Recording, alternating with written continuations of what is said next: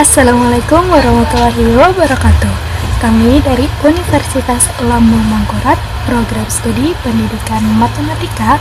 Kami di sini ingin memenuhi tugas ujian akhir semester 5 dengan dari mata kuliah Sejarah dan Filsafat Matematika dengan dosen pengampu. Yang pertama ada Profesor Dr. Haji Sutarto Hadi MSI, yang kedua yaitu ada Dr. Haji Karim MSI, yang ketiga yaitu Muhammad Zainul Arifin MPD. Dengan judul materi yaitu Matematika Eropa pada abad ke-16. Sebelum memasuki materi, ada baiknya kita perkenalkan anggota kami terlebih dahulu ya. Kami dari kelompok 9 yang beranggotakan 4 orang. Yang pertama dengan saya sendiri, Nuraina Hanifah dengan NIM 2310181820016, dan teman saya. Perkenalkan, nama saya Nur Laila dengan NIM 2310118220011. Perkenalkan, nama saya Fakhratumila dengan NIM 2310118120028. Perkenalkan, nama saya Nurhaliza dengan NIM 231011822200018. Abad ke-16 merupakan masa yang sangat penting dalam sejarah peradaban Eropa karena menjadi titik transisi dari zaman pertengahan menuju zaman modern. Masa ini dikenal sebagai periode Renaissance atau kebangkitan kembali ilmu pengetahuan dan kebudayaan klasik yang berakar pada pemikiran Yunani dan Romawi kuno. Yang pertama ada bidang seni dan arsitektur. Masa Renaissance pada abad ke-16 menghidupkan kembali kebudayaan klasik Yunani dan Romawi. Matematika digunakan dalam perhitungan arsitektur untuk membangun struktur yang presisi. Seni dan arsitektur berkembang pesat dengan menerapkan prinsip-prinsip geometri dan proporsi matematis. Kemudian kedua, bidang sosial, ekonomi, dan politik. Kemajuan perdagangan lintas benua membutuhkan sistem perhitungan yang akurat. Luca Pacioli memperkenalkan sistem pembukuan berpasangan yang mengubah dunia perdagangan modern. Matematika menjadi alat penting bagi pedagang, pelaut, dan dalam transaksi ekonomi. Kemudian bidang teknologi dan pendidikan ditandai penemuan mesin cetak oleh Gutenberg memungkinkan penyebaran buku-buku matematika ke seluruh Eropa. Ilmu pengetahuan tidak lagi terbatas pada biara, tetapi dipelajari di universitas-universitas. Simon Stephen memperkenalkan sistem pecahan desimal yang digunakan dalam teknik dan perhitungan. Era penjelajahan samudera juga mendorong perkembangan trigonometri dan astronomi untuk navigasi. Yang paling atas itu ada lambang bilangan yang digunakan bangsa Maya di Amerika pada tahun 500 sebelum Masehi. Yang di tengah ada lambang bilangan hieroglif yang digunakan bangsa Mesir kuno. Kemudian yang paling bawah adalah lambang bilangan bangsa Yunani kuno. Pada abad ke-16, beberapa matematikawan mulai memperkenalkan simbol-simbol baru yang mempermudah perhitungan dan penalaran logis. Yang pertama ada Johann Wittmann 1489 merupakan seorang matematikawan yang memperkenalkan tanda penjumlahan dan pengurangan.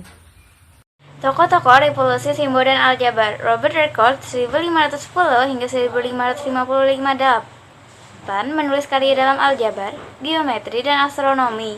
Pada tahun 1557 ia menulis aljabar dengan judul The Western of the White. Dalam buku itulah pertama kali digunakan lambang sama dengan untuk kesamaan seperti digunakan sekarang. Christoph Rudolph 1525 menulis buku aljabar dengan memperkenalkan tanda akar dalam bukunya yang berjudul Die Course.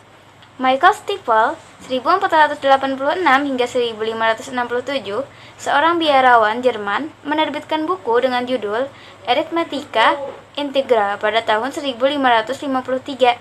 Dalam buku itu, ia menguraikan bilangan rasional, irasional, deret aritmatika, deret geometri, koefisien binomial, hingga pangkat ke-7. Dalam buku itu sudah memakai lambang, tambah, dan kurang sebagai operasi hitung, serta memperkenalkan notasi untuk pangkat A yang tidak diketahui. Selanjutnya yaitu ada Francois Vico atau yang disebut dengan Vita, yaitu Bapak Aljabar Modern.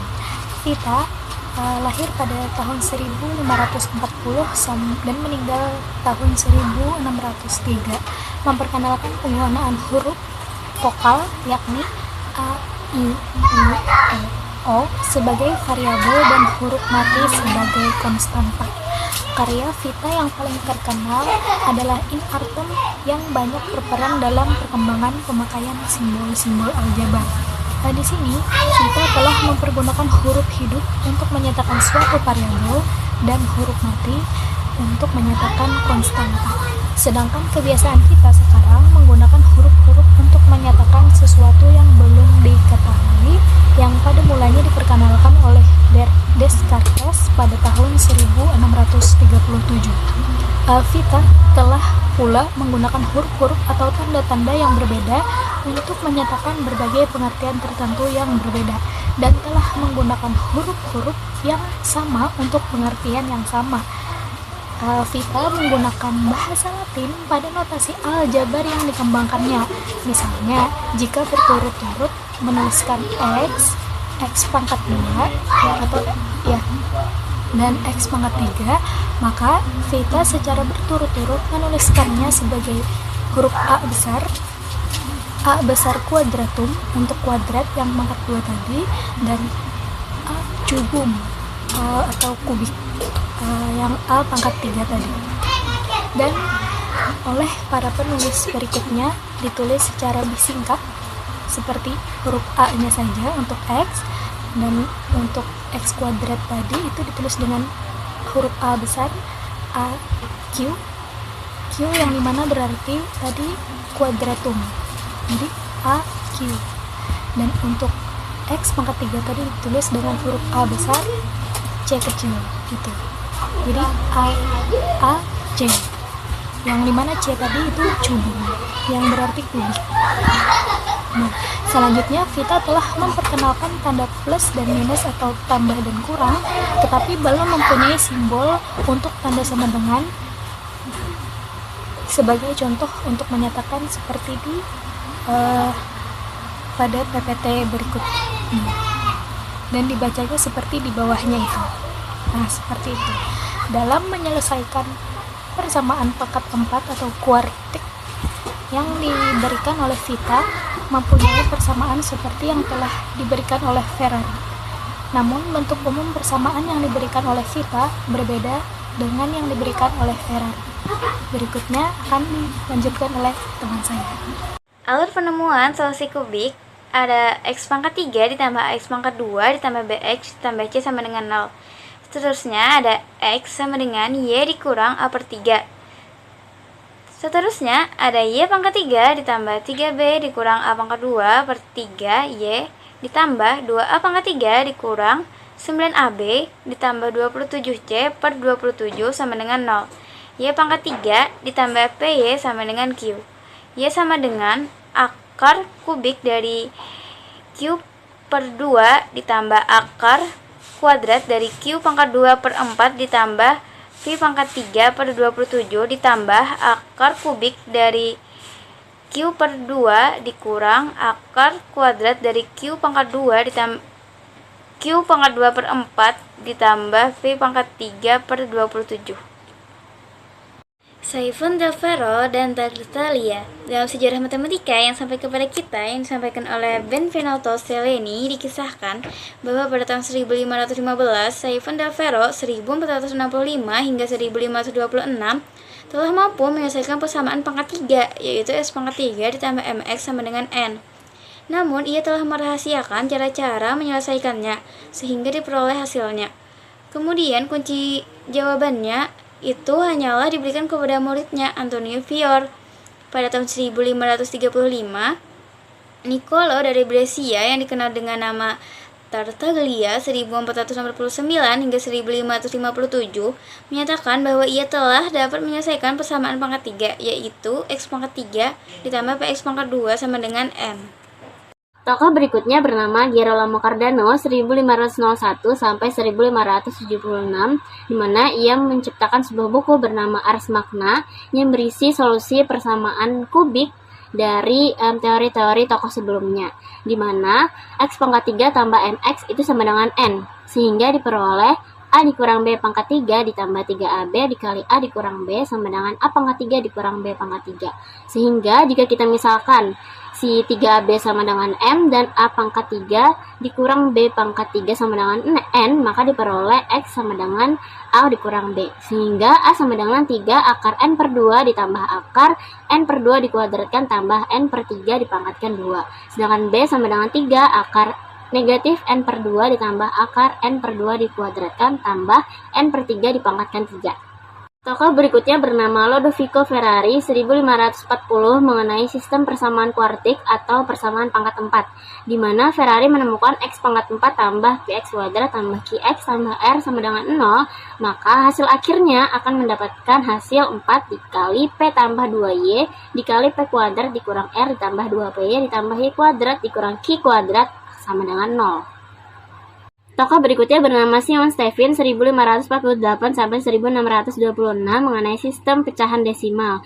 Stevin sendiri mengaitkan teorinya dengan suatu nada musik, di mana pecahan 3/2 itu melambangkan interval quint atau fifth dalam nada musik yang memiliki rasio 3/2, sehingga diperoleh pecahan 1, 3/2, 3/2 kuadrat, sampai seterusnya.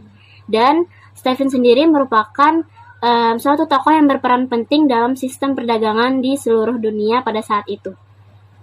Dampak dan pengaruh.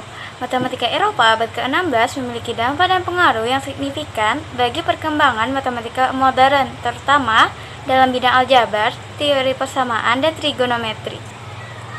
Dampak dan pengaruhnya yaitu yang pertama, formula simbolisasi aljabar, yang kedua, perkembangan teori persamaan, dan yang ketiga, standarisasi aritmatika dan trigonometri. Kembali dengan saya, izin membacakan kesimpulan pada materi kita hari ini, yaitu abad ke-16 adalah fondasi bagi sains modern. Tanpa revolusi simbol dan aljabar di masa ini, ilmuwan seperti Newton atau Descartes mungkin tidak akan bisa merumuskan teori-teori besar mereka. Matematika bukan hanya alat hitung, tapi bahasa universal untuk menjelaskan alam semesta.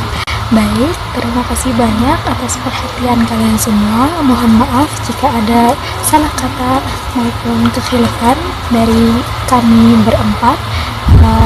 Kami pamit izin undur diri. Assalamualaikum warahmatullahi wabarakatuh.